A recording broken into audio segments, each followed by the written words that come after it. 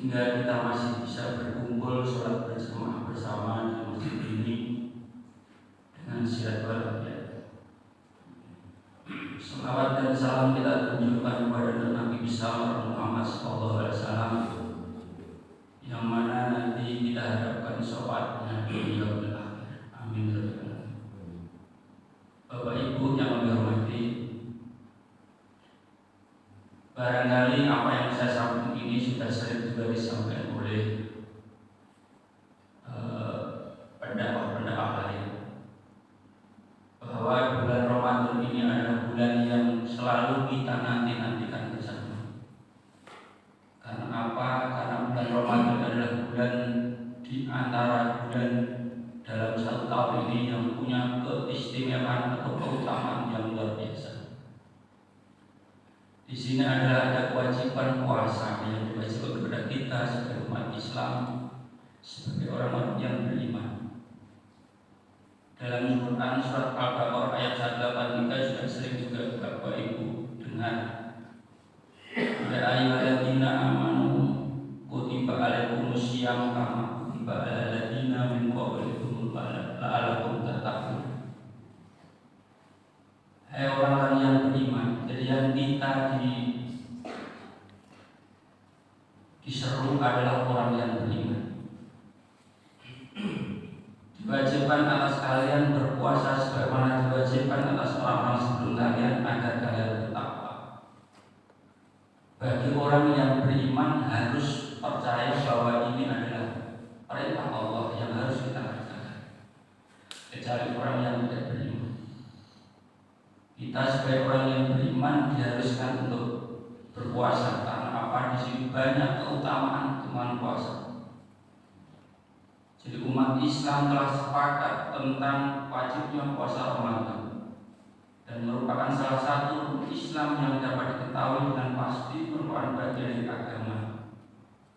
Dan barang siapa yang mengingkari kewajiban puasa Ramadan maka dia adalah kafir atau keluar dari Islam. Apa keutamaan puasa Ramadan?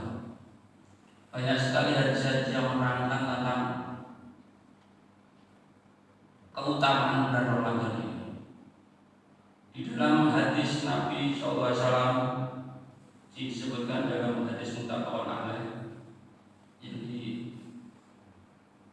dijelaskan dari berbagai hadis, di sini disebut muttafaqun alaih.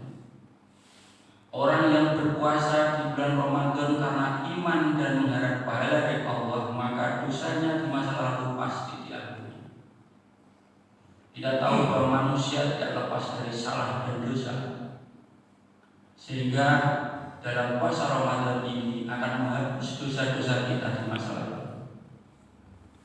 Dosa apapun yang telah kita lakukan, ini kalau kita sudah yakin bahwa puasa Ramadan ini sebagai penghapus dosa, maka dosa kita akan diampuni oleh Allah. Dalam setahun yang lalu kita tidak lepas dari perkataan-perkataan yang tidak baik, perbuatan-perbuatan yang tidak baik. Semua ini akan harus pada bulan Ramadan ini dengan catatan harus iman. Kalau kita sudah percaya, itulah sebetulnya kita mengharapkan penghapusan dosa. Di dalam hadis yang lain, Allah Azza wa Jalla berfirman dalam hadis qudsi. Hadis qudsi itu hadis tapi isinya adalah firman Allah. Di sini disebutkan setiap amal anak Adam adalah untuknya kecuali puasa. Puasa tersebut adalah untukku dan aku yang akan membalasnya. Jadi karena apa keistimewaan puasa ini sehingga Allah sendiri yang akan menghitung sendiri puasanya. Karena puasa adalah ibadah-ibadah yang yang tersembunyi atau hanya orang itu sendiri dan Allah yang tahu bahwa orang itu puasa. Misalkan Bapak Ibu melihat orang yang sepertinya puasa tapi sebetulnya tidak puasa, karena yang tahu hanya Allah sama dirinya sendiri. Misalkan bahwa puasa terus makan di rumah, kan tidak ada yang tahu kalau ini makan. Tapi Allah tahu bahwa orang ini puasa atau tidak. Makanya di sini disebut hanya Allah nanti yang akan memperhitungkan sendiri bahwa pahala puasa orang yang bersangkutan itu nanti Allah yang menghitung sendiri. Makanya disebut puasa tersebut adalah untuk Allah, dan aku yang akan membalasnya. Itulah keutamaan Allah. Keutamaan yang lain adalah di sini disebut juga dalam hadis, sesungguhnya bau mulut orang yang berpuasa lebih harum di sisi Allah pada hari kiamat daripada bau kasturi. Dan bagi orang yang berpuasa ada dua kegembiraan. Ketika berbuka mereka bergembira dengan bukanya, dan ketika bertemu Allah mereka bergembira karena puasa. Jadi juga salah satu keutamaan. Jadi keutamaan orang berpuasa ini bau mulutnya saja. Kalau kita nih, kalau di dunia ini kan begitu ada orang puasa bau mulutnya mungkin nggak bisa dibayangkan. Tapi ini diterangkan oleh Nabi bahwa nanti di hari kiamat orang akan ketahuan, karena mulut orang yang berpuasa nanti sama dengan bau kasturi, bau wangi yang barangkali Bapak Ibu tidak bisa membayangkan. Nanti di hari kiamat akan ketahuan siapa yang dulu pernah berpuasa dan tidak. Karena kalau kita perhatikan pada masyarakat nanti, kita nggak tahu berapa ribu tahun kita harus menunggu, kita akan ketahuan mana orang yang beribadah, banyak beribadah di dunia, utamanya berpuasa.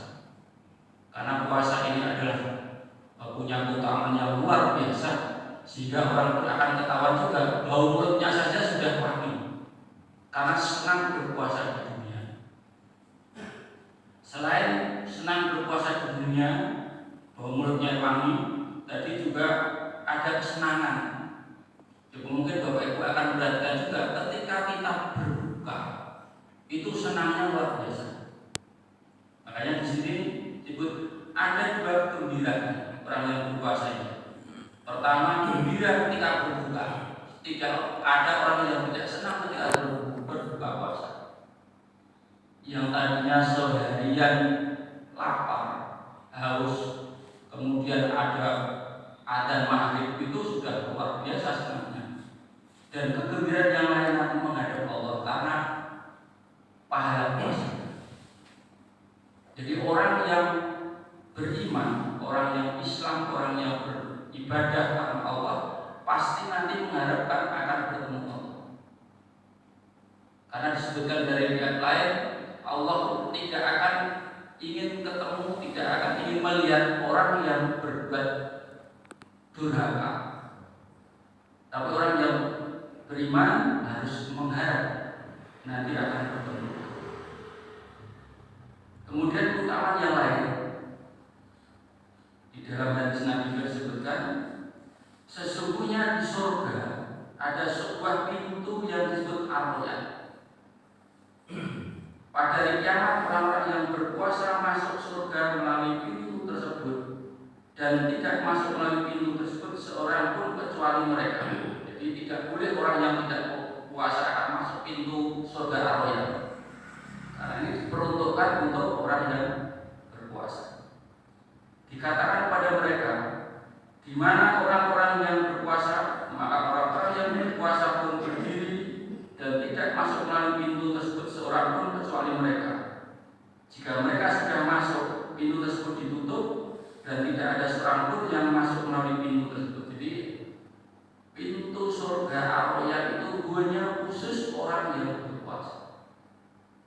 Nanti akan terseleksi nanti di yaumil akhir bahwa kalau kita sudah nanti diridhoi Allah dalam puasa kita, kemudian kita akan dimasukkan ke dalam surga, masuk melalui pintu Ar-Rayyan. Karena pintu surga itu banyak. Ada yang senang berpuasa, pintunya Ar-Rayyan. Ada senang bersedekah, pintunya Ar-Rayyan. Ada senang sholat, pintunya Ar-Rayyan. Jadi menurut kelebihannya masing-masing. Yang paling bagus adalah pintu jihad. Ketika orang mati karena jihad itu orang yang surganya paling tinggi tingkatannya dalam surganya nanti. Jadi itu keutamaan kita melakukan puasa, dan kita jangan membayangkan di dunia ini, karena namanya pahala, namanya ganjaran yang diberikan oleh Allah kepada kita itu bukan sekarang.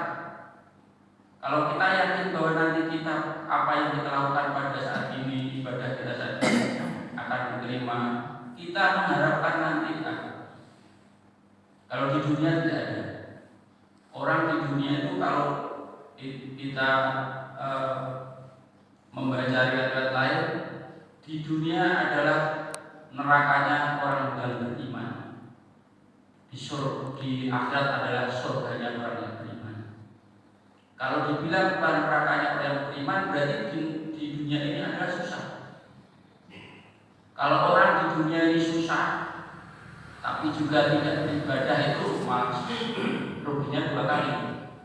Jadi kita susah ini dalam hal kita rajin beribadah, kita meninggalkan larang-larang Allah, itu kita dianggapnya di dunia ini adalah neraka. Di dunia ini susah, nanti akhirat yang nanti kita akan petik, yang akan kita peroleh ganjarannya atau imbalannya ketika kita sudah di. Itu saja Bapak Ibu kaum muslimin semoga Allah yang saya sampaikan, kurang lebihnya mohon maaf. Kita akhiri dengan alhamdulillah dari taufiq wa hidayah. Assalamualaikum